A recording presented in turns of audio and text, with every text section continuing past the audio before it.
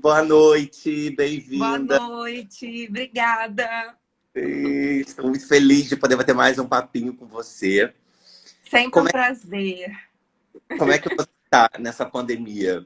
Já tá bem em casa? Passou por algum perrengue? Em que nível dessa loucura você tá? Olha, eu me considero uma pessoa muito privilegiada, porque eu trabalho com home office já tem alguns anos, então eu já estava um pouco mais adequada à rotina, assim. O que mudou para mim foi que agora todo mundo que passava o dia fora de casa agora está em casa. Então, eu tive que me adequar à rotina dos outros também, né? E às necessidades dos outros. Mas eu me considero muito privilegiada nesse sentido, porque eu trabalho com livros como escritora e como editora, e tudo isso eu consigo fazer da minha casa.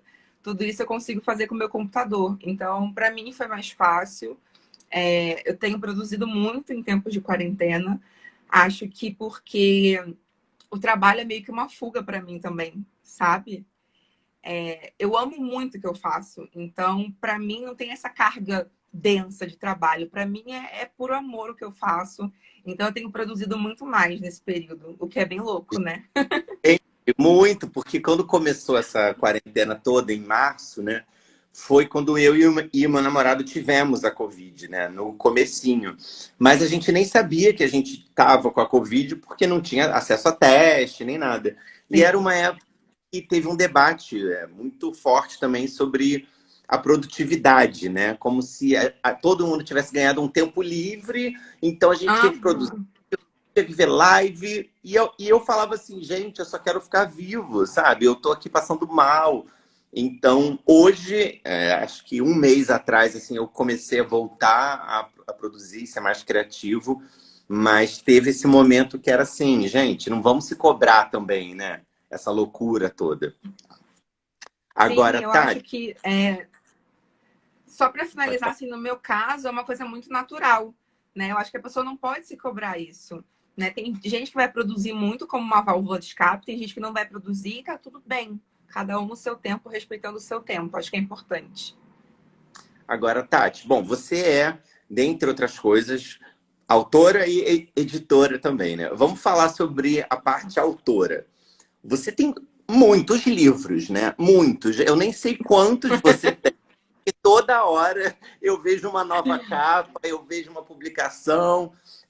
Então, eu queria primeiro que você contasse pra gente como você começou. Você sempre foi uma menina que apaixonada por livros, acredito que sim, mas você teve esse incentivo da família, você lia, quando que você começou a escrever e emendando como que essa escrita prazerosa se tornou uma escrita profissional? Eu não gostava de ler quando criança, por incrível que pareça. Eu Tocado. fui assim, quando eu falo isso, as pessoas ficam, mas como? Mas eu não gostava de ler. Eu tinha 11 para 12 anos e eu estava naquela fase de tinha que ler livro do colégio, eu não queria, era um saco para mim. E aí eu não lembro exatamente o que foi, mas eu fiz uma besteira muito grande e meu pai me colocou de castigo. E o castigo era ler um livro inteiro e no final do livro eu tinha que contar para ele o que eu tinha achado, minhas impressões, a gente tinha que debater o livro. E aí ele me deu um livro que era do Sidney Sheldon e era bem assim, à frente do meu tempo, digamos assim. Bem problemático também, né? Mas Suspense, foi tudo. exatamente, eu tinha 12 anos. Então, assim, todo mundo achou meio estranho e tal, mas eu li o livro em pouquíssimos dias e eu terminei completamente apaixonada. E aí eu virei pro meu pai e falei: tem continuação? Eu preciso de uma continuação. E foi ali que o amor pelos livros nasceu para mim. Eu passei daquela coisa de ler um livro por obrigação e passei a querer ler um livro por prazer mesmo. E foi também logo depois, assim, alguns meses depois, eu era muito fã de RBD, eu era a fangirl, sabe? Fanática de todos os tempos. E aí eu comecei a escrever fanfics, né? Que na época tinha um outro nome, a gente chamava de web novela naquela época. Mas eu comecei a escrever fanfics em que eu colocava as pessoas, né, do RBD em outras situações, em histórias de ficção, inclusive em histórias LGBTs, que eu Ah, nem. claro. Que também, gente, nos bastidores, naqueles bastidores da RBD, devia rolar todas essas Sim. histórias. Exato. Assim, eu criava muitas histórias na minha cabeça e aí eu comecei a escrever, assim, vários casais, mas alguns casais em algumas histórias foram o Ponte com o Christopher e a Anaí com a Dulce. E para mim era super normal o que eu estava fazendo, sabe? Acho que foi ali que eu plantei a sementinha da literatura queer mais para frente, assim. Sim. E você começou a publicar. Gente, eu amo que meu cachorro tá aqui do lado, sonhando, latindo. Ele tá assim. Eu vou acordar ele pra ele não. Ô, Romeu! Tadinho. Lindo, tô aqui. Tá? Eu tô aqui. Falei, que isso? Tipo, tá sonhando aqui. Bons sonhos dele já. Mas tá. Enfim, todo mundo acho que teve esse momento, que escreve, que obviamente mergulhou nos livros e se jogou. Mas você começou a escrever quando? Porque aí você era amante de livros. Quando que você começou a esboçar as primeiras historinhas, assim? Eu acho que eu comecei a escrever na época Depois fanfic. desse fanfic, claro, óbvio. É, Emendando. quando eu comecei a escrever fanfic, eu acho que era uma questão de assim, eu precisava ler aquelas histórias e eu não encontrava em lugar nenhum. Quando eu tinha 14 anos, eu pedi para minha mãe de presente de aniversário o Terceiro Travesseiro.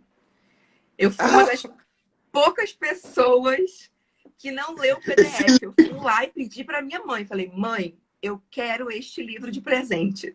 Aí a minha mãe, sobre o que é? Eu falei, sobre dois homens que se apaixonam. E eu pedi esse livro e marcou muita coisa para mim, assim. Me esclareceu muita coisa. Apesar de ser um relacionamento entre dois homens, eu me senti representada em algum grau. E aí, quando eu fiz 18 anos, muito tempo depois, eu parei de escrever, fui fazer faculdade, fui fazer publicidade. E eu percebi que eu não me encontrei na faculdade. Eu percebi que aquilo não era para mim, sabe? Eu tentei jornalismo também, porque tinha mais uma relação com a escrita, mas não era aquilo que eu gostava de escrever. Então, eu tranquei a faculdade, fui fazer faculdade de artes cênicas, que é outra paixão da minha vida. sabia! Sim, eu fui fazer faculdade, eu fui a primeira turma da Cal de faculdade. Gente, que Sim. isso? Não sabia nada disso. Foi Que delícia. assim, foi um sonho na minha vida, um sonho. E eu fiquei, tipo, muito feliz. Só que lá na faculdade de artes cênicas, apesar de eu amar atuar, eu amava estar nos palcos, eu me peguei de novo apaixonada por escrever. Então, eu escrevia todas as cenas, todas as peças, eu escrevia tudo. E eu percebi, cara, é isso que eu gosto de fazer. Eu gosto de escrever. E aí acabou que eu falei, não, vou voltar para os livros, é esse universo que me completa. E aí eu me dediquei totalmente, em 2012, 2013, a publicar meu primeiro livro, que saiu em 2014. Então, assim, eu passei por várias coisas até descobrir que eu queria ficar nos livros mesmo. Tati, que interessante. Primeiro, o Terceiro Travesseiro, eu tive essa reação absurda, porque quando eu saí do armário em 2006, era o livro que me deram também. Falaram, você saiu do armário, leia o Uhum. Terceiro Travesseiro. É quase uma piada interna, eu acho, da geração, de uma geração inteira, que era o Leu. batismo do Terceiro Travesseiro. E contou também, né, Tati? Se a gente for ver que aquele livro era o único que os meus amigos conheciam, hoje, se alguém falar para mim, eu sou gay, que livro que eu leio? Eu nunca vou pensar no Terceiro Travesseiro. Nunca. Pois Eu é. vou pegar qualquer outro e vou ficar na dúvida. E vou falar, mas calma, o que você quer? Ficção? Não, romance, aventura, fantasia. Como isso mudou muito, né? Mudou muito. Hoje a gente tem uma lista para oferecer. Naquela época só tinha o terceiro travesseiro, era a Bíblia LGBT, era o terceiro travesseiro. Então, assim, inclusive, assim, para meninas, né, que de repente estavam entendendo que gostavam de outras meninas, não tinham livro. Então, leia o terceiro travesseiro. E tenta se encaixar aí nessas histórias. E hoje a gente tem uma enorme. É claro que não está ainda do jeito que a gente quer, mas a gente tem uma variedade imensa que eu nunca poderia imaginar naquela época que eu estava lá lendo o Terceiro Travesseiro. É uma loucura. Agora, Tati, você em 2012, 13, então, fez o seu primeiro livro. Foi pelo Wattpad. A sua primeira incursão, não foi. Você Não. primeiro foi numa editora e depois foi para o Wattpad? Sim. Eu primeiro publiquei numa editora pequena, e aí eu tive lá os percalços de autores que são caloteados pelas editoras. Eu tive muitos problemas e Gente, isso me desanimou um pouco, sabe? Eu investi muito dinheiro na publicação desse livro e eu sabia que eu queria investir esse dinheiro, para mim não era um problema investir, mas eu não tive retorno de trabalhos editoriais e também não tive retorno em várias coisas que foram pagas, assim. Então eu me senti bem prejudicada no processo todo. Acabou se virando um processo na justiça que corre até hoje e acho que nunca vai acabar, porque é uau! muito complicado esse mercado. E aí eu sempre falo para os escritores iniciantes, quando vocês forem publicar um livro, mesmo que vocês resolvam investir dinheiro, tempo, trabalho, procurem saber com quem é, sabe? Porque eu caí nesse problema enorme, mas assim, isso também foi o que me motivou a publicar o livro seguinte no Wattpad. Eu pensei, não, eu vou tentar descobrir outras maneiras. O que eu posso fazer nesse momento para que as pessoas me leiam sem que eu passe por esse processo de investir meu dinheiro, de ser enganada, enfim, virou uma dor de cabeça.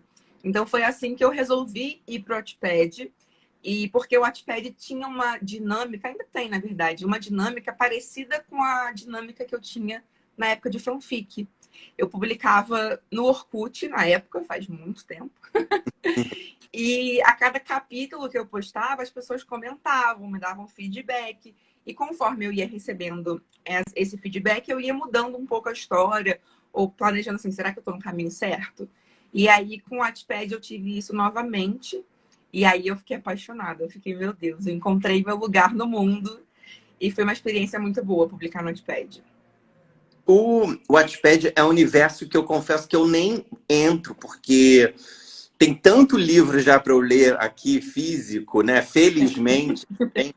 Mas eu sei que é um pezinho num novo mundo, né? O Wattpad é Uhum. gigante, tem uma quantidade de publicação assim enorme, né? Como que você Sim. que passou por lá, né? Talvez esteja lá ainda presente, acompanhando outros atores, como que você vê esse espaço assim? Ele revolucionou alguma coisa? Ele impactou? Como que você vê? Eu acho que ele revolucionou o mercado editorial. Ele é muito democrático, assim. É um espaço democrático. Então, todo mundo pode escrever, todo mundo pode ler, todo mundo pode opinar. E as pessoas, pelo menos na época em que eu ingressei, eu sentia que tinha muita ajuda, assim. Era uma comunidade. Eu não posso dizer como está agora, porque faz Hum, bastante tempo que eu não publico lá. Mas no período de 2015 a 2017, que eu publicava, tinha essa coisa de ser uma comunidade. Então, era um autor ajudando o outro, a gente indicando a história do amiguinho no final do capítulo. E isso, para mim, é o que faz sentido nesse mercado, sabe? Esse companheirismo, essa divulgação mútua, torcer pelo outro, querer que o sucesso do outro também chegue. Eu acho que isso faz muita diferença. E quando a gente fala de literatura LGBT, então, quando uma pessoa, um escritor LGBT ganha, todos nós ganhamos. Então, assim, o que mais me motivava a publicar no Wattpad era isso. Eu achava que era um ambiente muito acolhedor e muito democrático. E era uma plataforma, assim, para você ter visibilidade. Então, assim, eu só tenho a agradecer ao Wattpad, de verdade. Eu acho que se tem alguém que fala assim, poxa, eu quero que as pessoas conheçam o meu trabalho, eu tenho pouco para investir nesse momento, mas eu tenho muita vontade. Eu acho que o Wattpad com certeza é o lugar certo. muito legal. E Tati, você falou agora falou agora há pouco uma coisa que eu acho que está presente em vários artistas LGBTs em várias áreas, que é eu não via essa história, então eu fui lá e fiz. Né? Isso a gente Sim. vê no Daniel Ribeiro quando ele faz o Hoje Eu Quero Voltar Sozinho, que ele fala, eu fiz o filme que eu queria ter visto. Quando eu escrevi também 40 anos esta noite sobre famílias homoafetivas, eu falei, eu queria tanto ter visto uma peça assim quando eu era mais novo. Você Uhum. tem uma característica de escrever histórias e personagens fora dos padrões impostos pela sociedade, né? Se a gente for ver o padrão, poder extra G, no próprio singular também, Uhum. você faz questão de escrever esses personagens, né? É, justamente porque você não encontrava histórias assim? Sim. Eu acho que o Poder Estrangeiro, eu brinco, que é uma homenagem a mim mesma, assim. Porque eu nunca tinha lido um livro com uma protagonista gorda, bem resolvida e que se amava do jeito que era.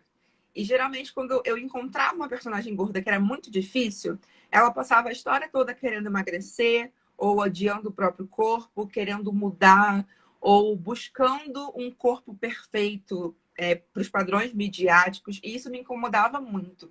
Eu pensava, cara, será que não dá para ter uma protagonista gorda só vivendo uma historinha de amor gostosa, sabe? Se envolvendo, dançando, comendo um doce de leite em Buenos Aires.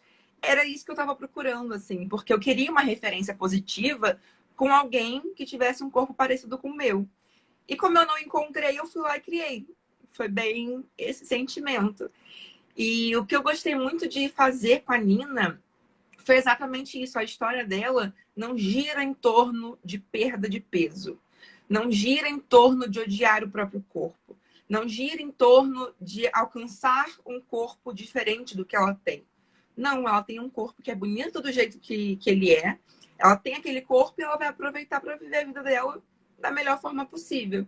Então, acho que eu brinco que O Poder Estrangeiro é um livro que eu escrevi para mim.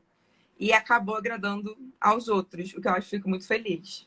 Você teve feedbacks porque positivos de meninas gordas, adolescentes, porque você falou muito certo, né? A literatura e toda a cultura, quando a gente fala da representatividade, é justamente para ajudar outras Uhum. pessoas também a terem uma visão positiva de si mesmo, né? Quando a gente vê uma história, sei lá, se eu tivesse visto, lido com 15 anos um livro gay de um garoto passando pelos mesmos conflitos que eu e se aceitando no final, aquilo ia me trazer algum tipo de conforto também. Você, quando botou esses livros no mundo, você sentiu que você atingiu essa missão, sabe? Você teve feedbacks assim de meninas gordas ou meninos gordos também que falaram: "Ai, finalmente".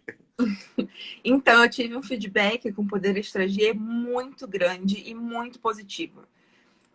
Eu acho que ainda hoje eu não sei dimensionar o que esse livro significa para as pessoas.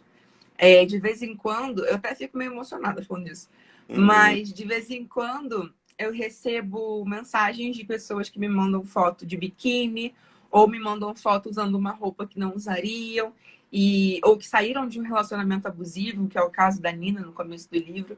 E elas falam, Tati, eu só consegui isso por causa da Nina, por causa de Poder Estrangeiro. Então, assim, eu só cheguei até aqui e eu só me encontrei desse jeito por sua causa. E eu não consigo, tipo, cara, como é que eu mudei a vida de alguém escrevendo uma história de ficção que era só para me agradar, só para me sentir representada, sabe? Então, esse poder que o livro tem, que o livro alcança as pessoas, para mim é muito surreal. Eu lembro que na época da publicação no Wattpad, rolou uma campanha e as pessoas publicavam foto nas redes sociais com a hashtag Poder Estrangeiro. E aí tinha foto das mulheres de biquíni, tinha foto das mulheres usando cropped pela primeira vez, ou então das meninas se maquiando e se sentindo bem consigo, coisa que elas não faziam. Então, assim, eu fiquei, meu Deus, eu não tenho como expressar o quanto, tipo, eu me sinto privilegiada de ter escrito esse livro, sabe? E o quanto eu fico agradecida pelas pessoas. E a mesma coisa aconteceu um pouquinho depois com o Singular. Eu recebi uma mensagem de um rapaz que é um homem trans e escolheu como nome Noah em homenagem ao personagem. E eu pensei, cara, ele escolheu um nome que vai acompanhar ele a vida inteira.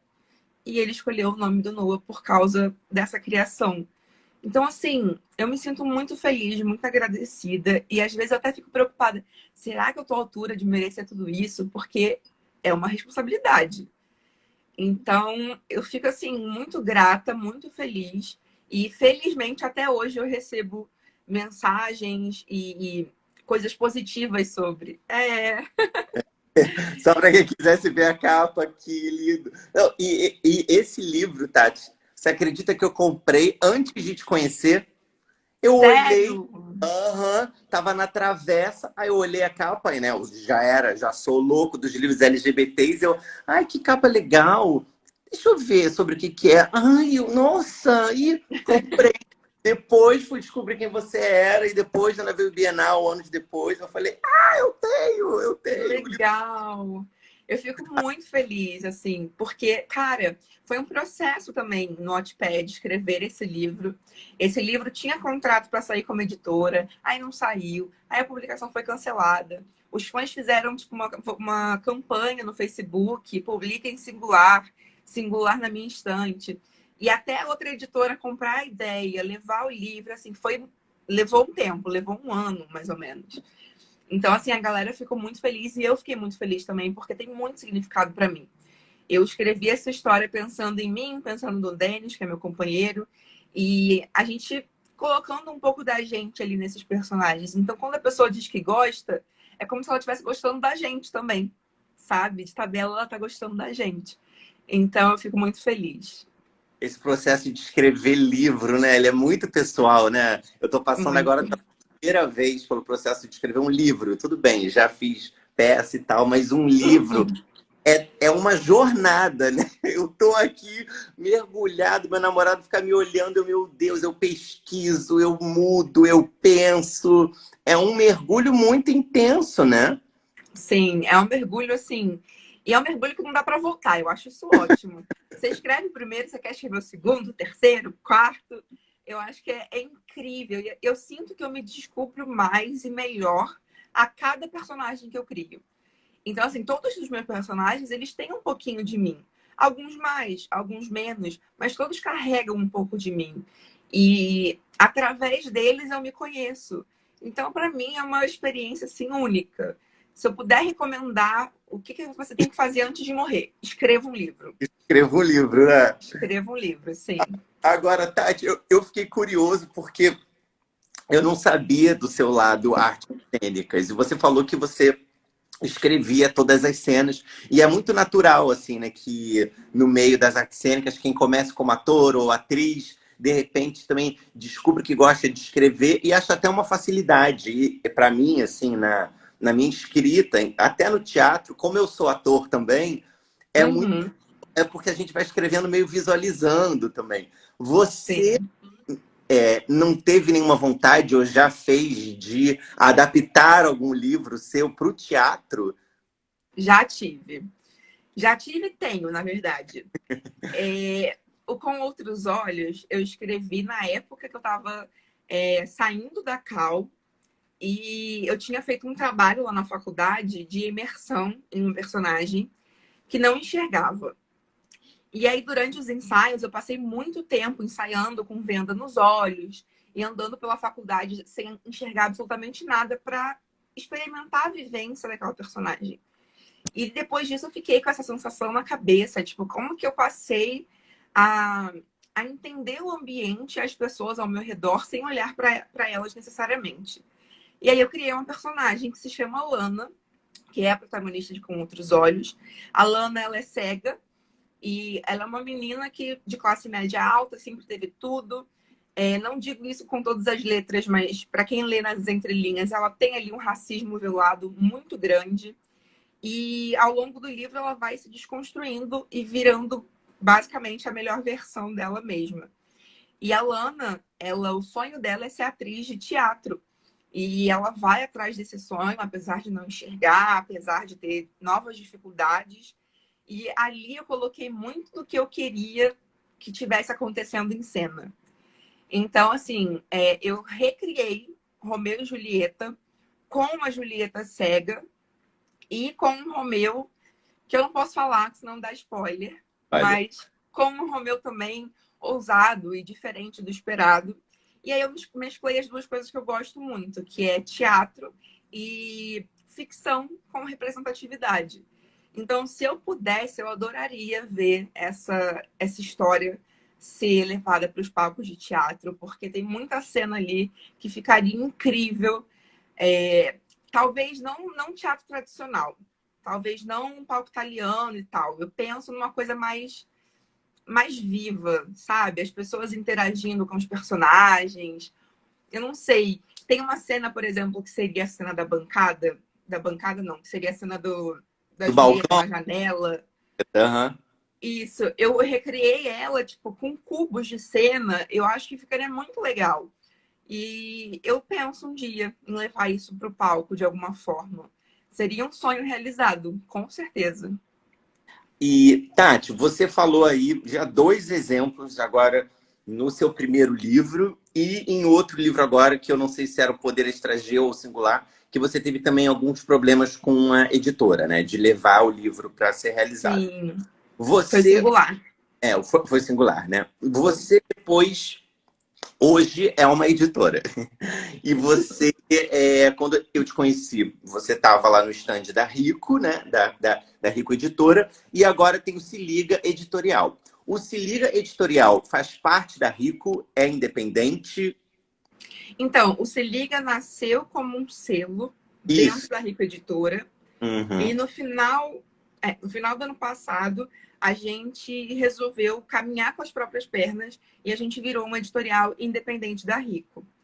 Acho que grande parte disso se deve ao fato de que eu tinha um desejo muito grande de fazer mais, de colocar mais personagens.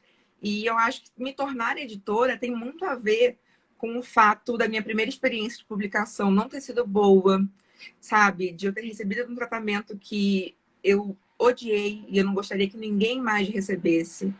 Então eu pensei, não, o que eu posso fazer para melhorar isso? O que eu posso fazer para contribuir com esse mercado?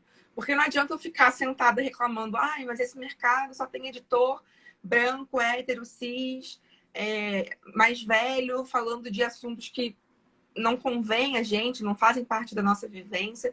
Mas o que eu posso fazer ao invés de ficar sentado observando? Então, eu acho que o Se Liga, ele é um pouco disso, ele é um pouco desse movimento de, ok, vou lá e vou fazer.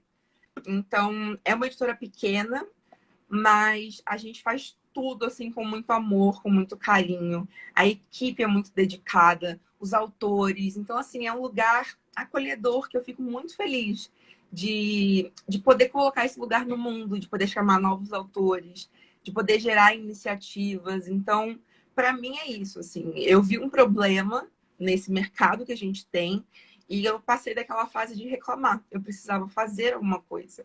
E o Se Liga é um pouco disso, é um pouco da minha contribuição para melhorar o que eu acho que tem de errado nesse mercado editorial. E vocês têm uma curadoria LGBT? É uma editora que publica livros LGBTs, né? Sim, eu brinco que o nosso catálogo ele tem cota hétero, porque sei lá, a gente tem muitos livros, eu acho que 2 livros são hétero, tem romances héteros, apenas. Então, assim, é porque também não é uma coisa assim, eu vou publicar a maioria LGBT. Não é. Mas é uma coisa natural. A gente tem muitos escritores LGBTs, a gente tem muitos escritores que fazem parte de alguma minoria, e com esse desejo de se sentirem representados, eles escrevem sobre esses assuntos. Então, eu acho que é muito por esse caminho, assim. São pessoas que não se viram nas histórias que queriam e foram lá e escreveram também. Você diria pra gente que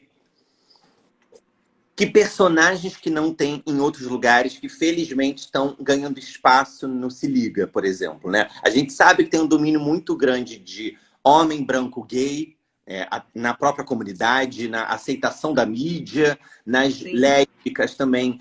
Existe ainda o estereótipo da lésbica caminhoneira, ainda tem uma maioria nos personagens brancos, nos autores brancos. A gente vê agora o movimento da comunidade trans conquistando direitos, enfim, brigando por direitos, porque ainda tem muitas batalhas, e livros e editoras autobiográficos deles colocando a vozes, mas assexuais, pansexuais, bissexuais, queer, não binários, gêneros fluidos.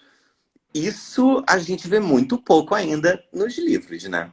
Muito.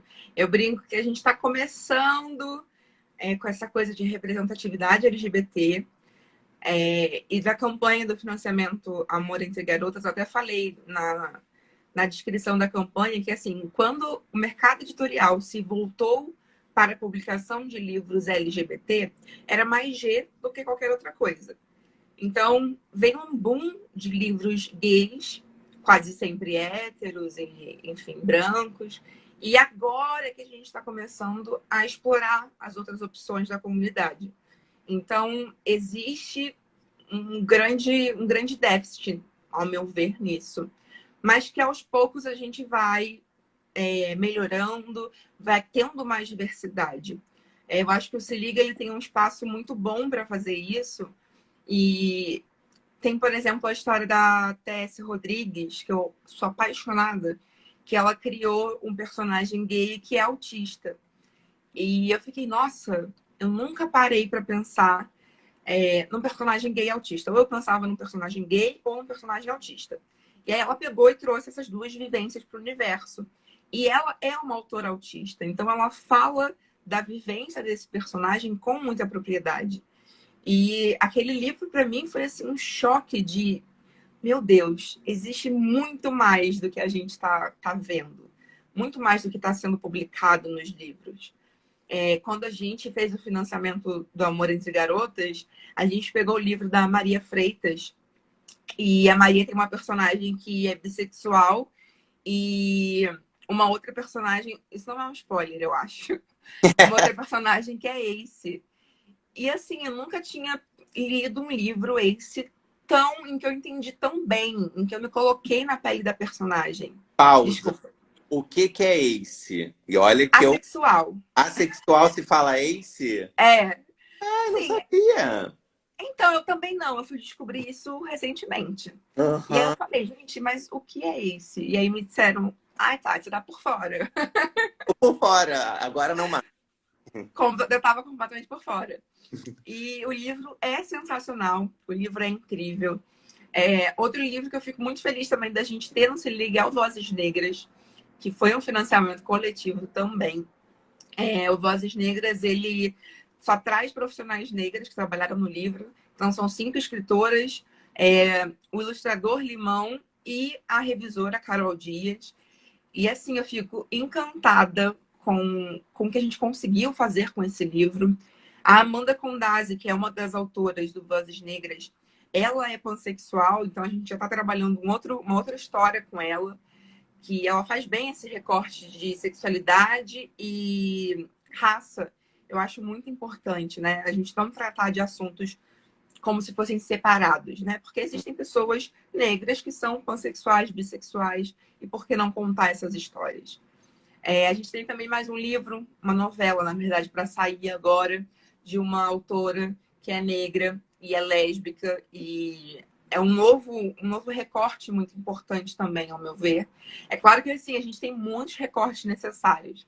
Infelizmente, nem sempre a gente vai conseguir publicar todos. E no momento em que se fazem necessários, mas eu acredito que aos poucos a gente vai abrindo um pouco mais. Não são só mais os casais gays e héteros, e cis e brancos.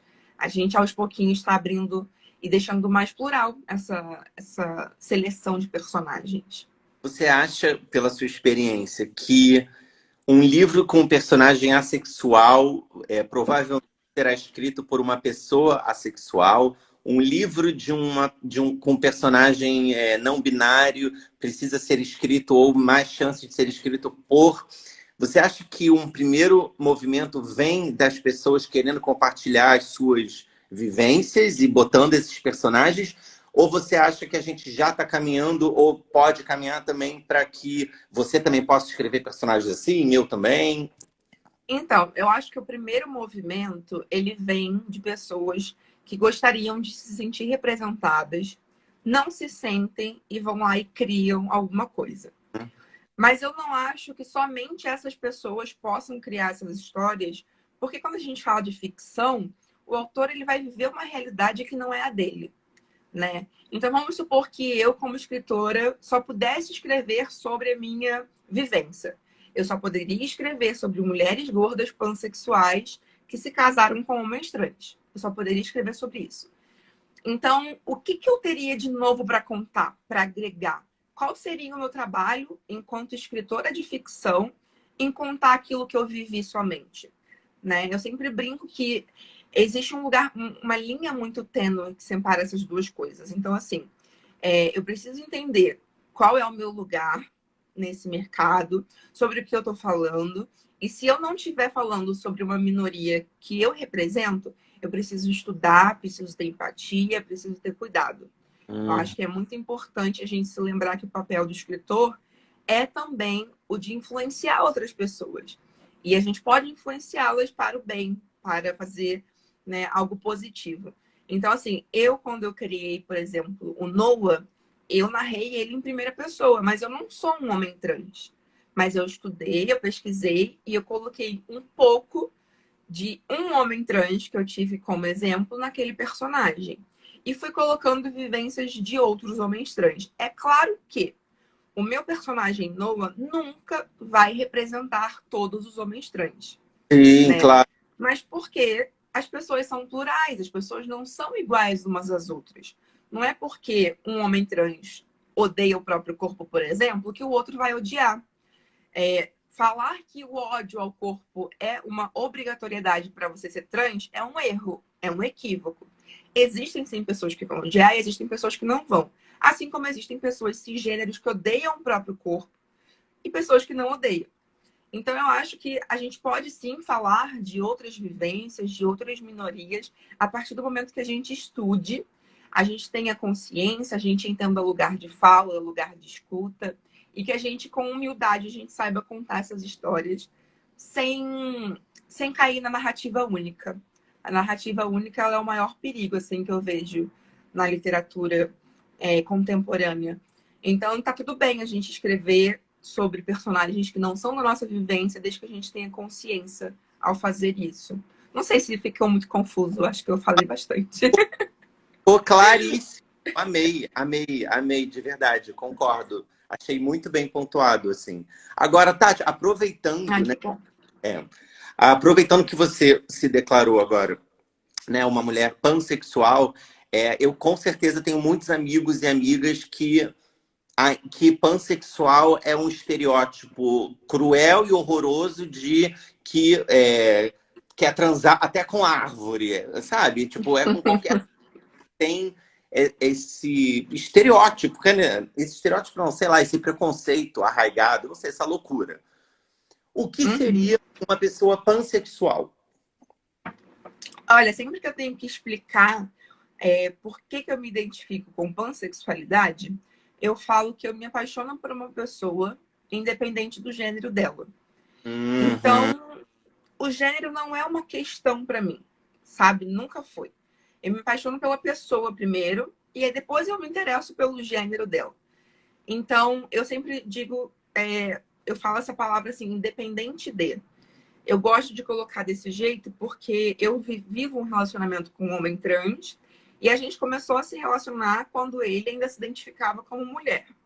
Então, eu vivi um relacionamento lésbico com ele inicialmente, e depois a gente está vivendo, até agora, um relacionamento hétero. E as pessoas ficam, ai, mas o que mudou? Para mim não mudou nada, porque o gênero nunca foi uma questão, entendeu?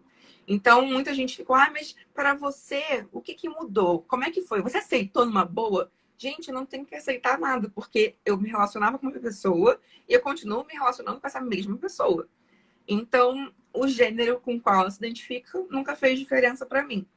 Então, eu coloco bem, assim, nesses termos. E sempre que alguém me pergunta, ah, por que você se identifica como pansexual e não como bissexual? Eu Isso que eu falo ia que é uma questão meramente de classificação mesmo, assim. Bissexuais não são transfóbicos.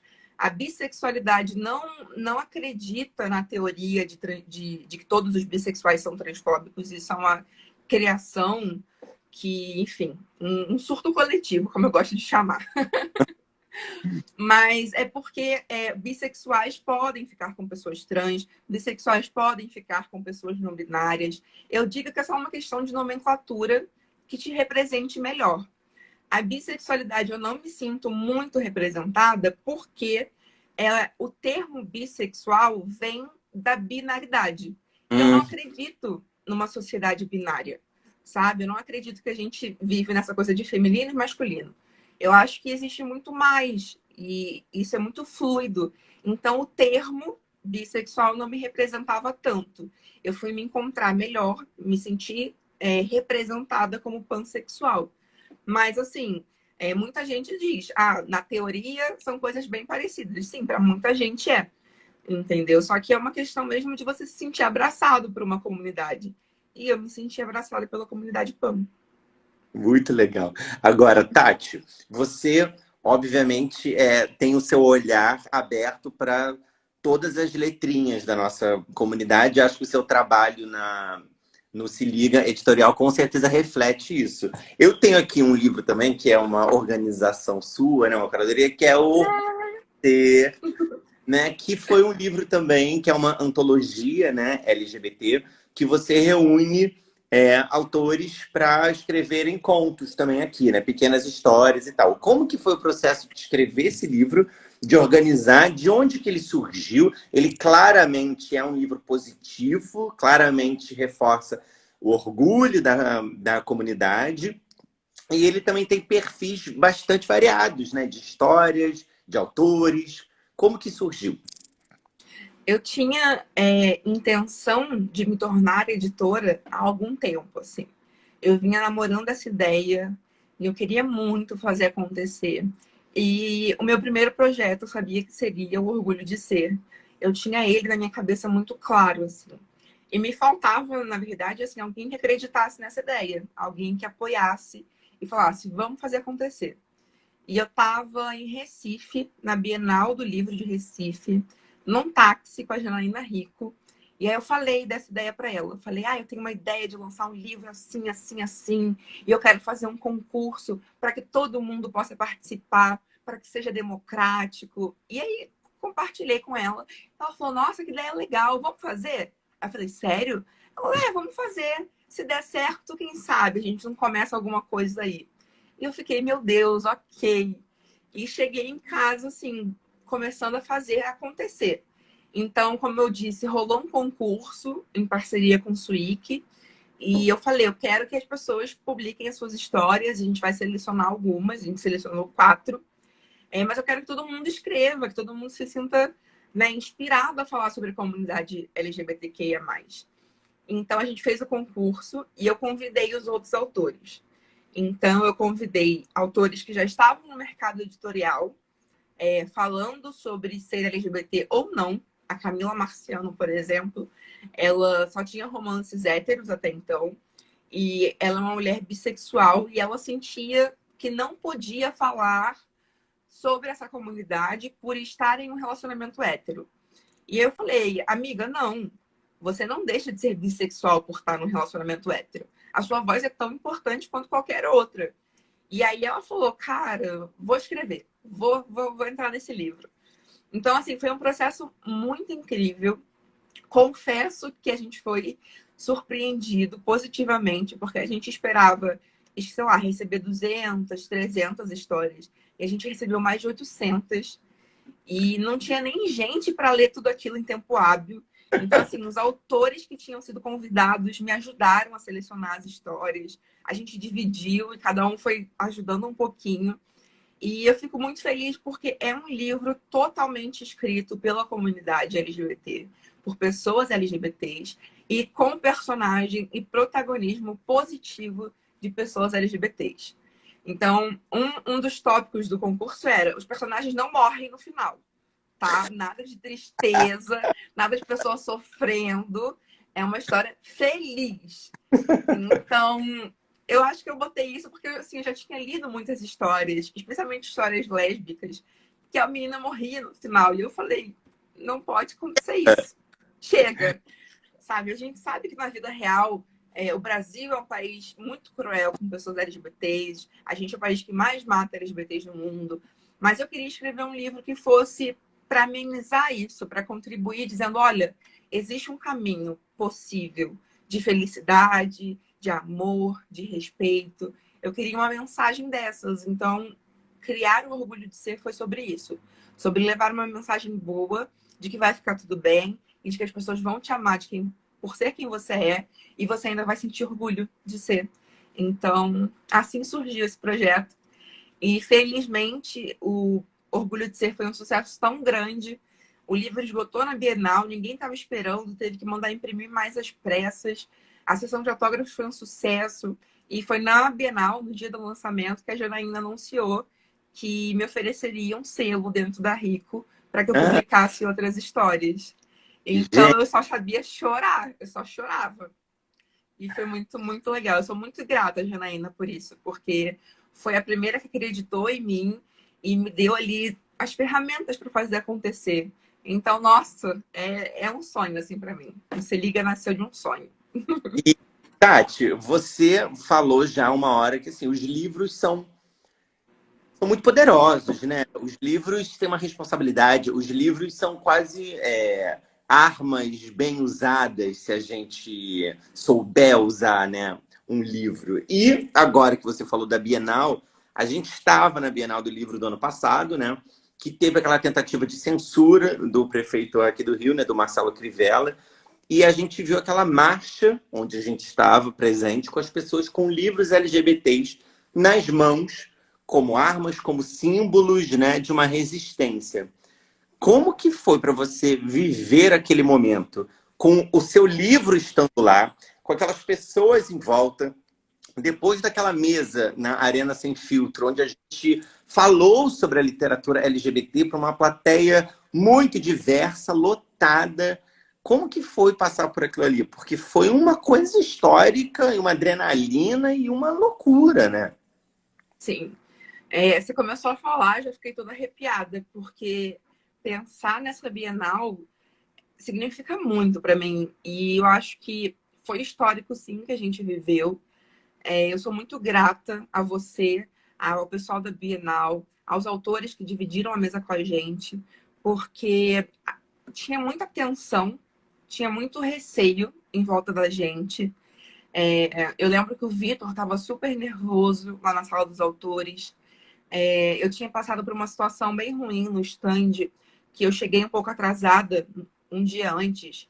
E eu cheguei lá, os nossos livros estavam com uma etiqueta de mais 18, sendo que os livros do Se Liga, eles são pensados para adolescentes também, especialmente o Orgulho de Ser, que foi o primeiro, são histórias bem teen, assim. E ver aquele selo de mais 18, eu falei, não, esses livros não são para 18 anos, sabe? Quantos adolescentes de 13, 14, como eu já fui um dia, não estão procurando essas histórias, não precisam conhecer essas histórias.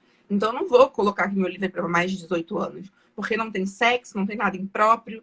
Então, se quiserem censurar alguma coisa, que botem lá mais de 18 anos em livros eróticos, né? Que não era o caso, não era o que estava acontecendo. Essa censura estava acontecendo com livros LGBTs. E o livro O Orgulho de Ser, como dá para ver, é um livro bastante colorido, que chama muita atenção, né? Super, né? Pois é, então não dá nem pra gente disfarçar. Ele é um livro que você olha e você sabe que é LGBT. E aí, quando eu cheguei e vi, eu falei, não, não vou deixar. E aí eu fui, recorri ao pessoal que trabalhava na Bienal, no jurídico. Os advogados foram lá, disseram que a gente não precisava lacrar os livros. Então a gente abriu os livros, tirou a etiqueta e ficou nessa coisa de chama advogado o tempo todo. Então, os fiscais entravam, eu já tinha que ficar lá esperando para resolver qualquer situação de novo. Então eu estava muito tensa, muito nervosa. Um pouco antes, assim, eu chorei muito, foi tipo, desabei. Mas eu pensei assim, eu vou desabar agora porque eu quero estar inteira na mesa. Eu não vou me permitir abaixar a cabeça, eu não vou me permitir chorar, eu não vou me permitir mostrar fraca, porque eu sei que isso alimenta o ego das pessoas que estão tentando derrubar a comunidade, sabe? Então eu desabei assim um pouquinho antes, quietinha, sozinha, porque lá na mesa, naquele momento, eu queria estar 100% bem, 100% plena e comemorando, sabe? Sem medo, sem vergonha, sem me sentir mal, sem estar acuada. E eu acho que foi isso que a gente fez. Eu vejo assim as nossas fotos e cada um tá com um sorriso enorme no rosto. E a gente só, sabe, se emocionou, a gente chorou, a gente marchou. Para mim foi muito emocionante, muito. E naquele momento eu tive um senso de comunidade ainda maior, sabe? Eu percebi que a nossa comunidade, ela é muito forte e a gente não tá sozinho. E fazer esse trabalho através dos livros, para mim, é muito poderoso. Como eu falei, os livros, você também falou, os livros são armas que a gente pode usar para bem. Foi isso que a gente fez. A gente marchou com os nossos livros e a gente disse ali, com todas as letras, que a gente não ia voltar para o armário. Então, para mim, eu fico toda emocionada quando eu penso nisso. E muito, muito agradecida. Porque eu acho que naquele momento a gente deixou claro que a nossa literatura vai resistir, a nossa literatura é de resistência e que a gente não vai voltar atrás, a gente não vai retroceder nem um passo a menos.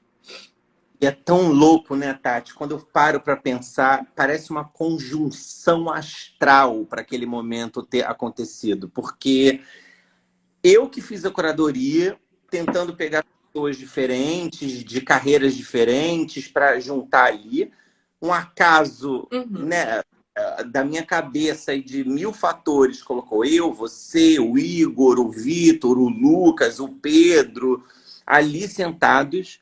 A Bienal, porque eram muitos autores, para dar mais tempo para a gente extrapolar, botou a gente no último horário, das 7 horas. Por um acaso, botou as duas mesas LGBTs no último final de semana. E por um acaso, o prefeito censurou na quinta-feira. Ele podia ter feito aquilo qualquer dia. Então, assim, era para ser, né? Era para Era. Eu fico muito triste que tenha acontecido essa tentativa de censura. Mas eu fico muito feliz que tenha sido naquele momento. Porque se ele tinha qualquer intenção de acabar, de destruir ou de esconder a nossa literatura, ele fez exatamente o oposto. Então, assim, no segundo final de semana, todos os livros LGBTs eram os mais vendidos. As pessoas só falavam disso. Sabe aquele tiro que sai pela culatra, literalmente? Foi isso que o Marcelo Crivella fez. A gente vinha tendo uma semana inteira de Bienal de vendas mais ou menos para livros LGBTs. E depois da tentativa de censura dele, a gente vendeu muito. Os livros esgotaram. A ação que o Felipe Neto também fez deu mais visibilidade, ajudou o fato dos livros esgotarem. Editoras pequenas, como a Rica Editora, tiveram uma procura imensa. A gente fez uma ação de livro gratuito na Amazon que viralizou. Foi parar no Jornal Globo, foi parar no BuzzFeed, foi parar em um monte de lugar. Então, assim, que bom que aconteceu quando aconteceu. E que bom que a gente soube reagir muito rápido e a gente soube reverter essa situação. Eu acho que foi o acaso mesmo, era para ser e era para a gente fazer o que a gente estava fazendo. Então, que bom que aconteceu. Eu fico. Que pena Sim. que aconteceu, mas que bom que aconteceu naquele momento. Super. Tati, faltam 5 minutinhos, então eu queria ouvir. Aqui passa rápido. Passa rápido. Passa muito. Eu, você trabalha numa editora. Como que as pessoas podem ter acesso ao Se Liga? Eu sei que, obviamente, tem uma página aqui no Instagram, Se Liga Editorial, né? Quem quiser publicar livros, tentar mandar, como que eles podem chegar até vocês? E, além disso, que dica que vocês, né, do Se Liga, que você daria para alguém que está querendo escrever o seu primeiro livro? Bem, o Se Liga Editorial, como o Felipe disse, está aqui no Instagram. Quem quiser conhecer, acessa a nossa página. A gente tem um site também. E nesse site você consegue ver a nossa loja virtual, onde tem todos os livros impressos que a gente tem no momento. A gente tem muitos livros digitais na Amazon e no programa de leitura Kindle Unlimited, que é para assinantes. Temos também muitos livros novos vindo por aí.